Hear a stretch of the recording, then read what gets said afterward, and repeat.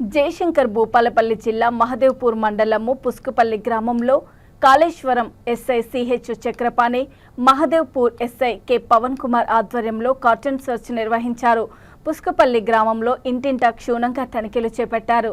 వచ్చిపోయే వాహనాలను తనిఖీ చేసి వాటి పత్రాలను పరిశీలించారు. నెంబర్ ప్లేట్లు లేని వాహనాలను సీజ్ చేశారు.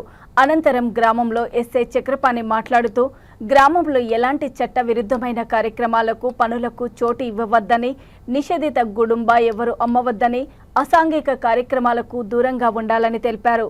ఈ కార్యక్రమంలో సివిల్ పోలీసులు, తెలంగాణ రాష్ట్ర ప్రత్యేక పోలీస్ దళం పాల్గొన్నారు.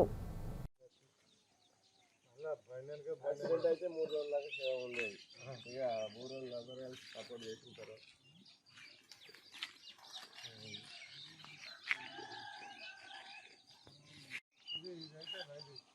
డ్రైవర్ ఒకటి తీసుకోండి.